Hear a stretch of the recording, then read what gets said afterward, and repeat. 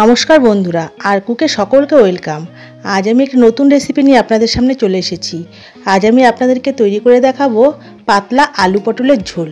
খুব কম সময়ে কম মশলা দিয়ে আমি কি করে এই রান্নাটা করি চলুন একবার দেখে নেবেন। পাতলা পটলের ঝোল তৈরি করার জন্য আমি একটা কড়া বসিয়ে দিয়েছি। কড়া গরম হয়ে গেছে, কড়াতে সাদা তেল দিয়ে দিলাম 2 চামচ পরিমাণে। তেল গরম হওয়া পর্যন্ত অপেক্ষা করব। দেখুন তেল গরম হয়ে গেছে, এবার ফোড়ন দিয়ে দিলাম গোটা জিরে আর 2টো শুকনো লঙ্কা। এবার পটলগুলো দিয়ে দিলাম, পটলগুলোকে ভেজে নেব।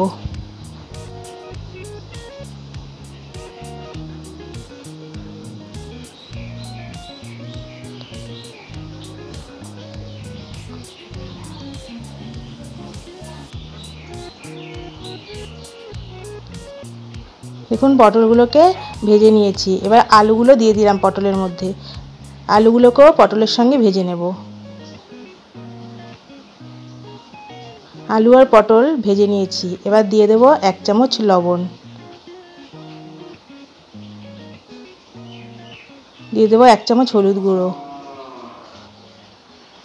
লবণ আর হলুদকে ভালো করে মিশিয়ে নেব। আর দিয়ে দেব জিরের গুঁড়ো 1 চামচ, আর দিয়ে দেবো কাশ্মীরি লঙ্কার গুঁড়ো 1 চামচ।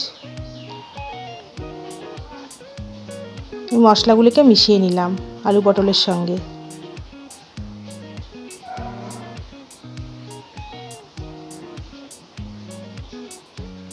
আর দিয়ে দেবো আদা আর কাঁচা লঙ্কার পেস্ট। আদা আর কাঁচা লঙ্কার পেস্টটাকে আলু পটলের সঙ্গে মিশিয়ে নিলাম। এভাবে 2 মিনিট ধরে কষিয়ে নেব।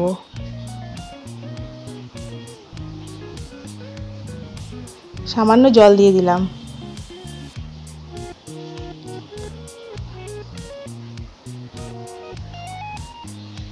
জলের মধ্যে আলু পটলগুলোকে ভালো করে মিশিয়ে নিলাম। এভাবে 5 মিনিট ঢাকা বন্ধ করে রান্নাটা করে নেব।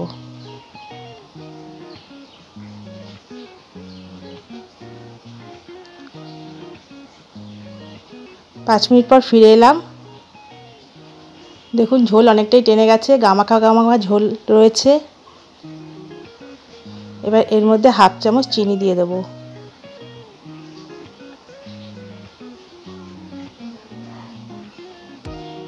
আর দিয়ে দেব গরম মশলা বাটা, দিয়ে দিলাম 1/2 চামচ। চিনি আর গরম মশলাকে আলু পটলের সঙ্গে মিশিয়ে নিলাম। দেখুন রান্নাটা হয়ে গেছে। এবার একটা প্লেটে ঢেলে নেব। চটজলদি আলু পটলের ঝোল এভাবে আমি রান্না করে নিই। দেখুন আমার পটলের তরকারি রান্নাটা এরকম হয়েছে। এভাবে আপনারা অল্প মশলা দিয়ে পাতলা আলু পটলের তরকারি রান্না করে নিতে পারেন, খেতে খুবই ভালো লাগবে।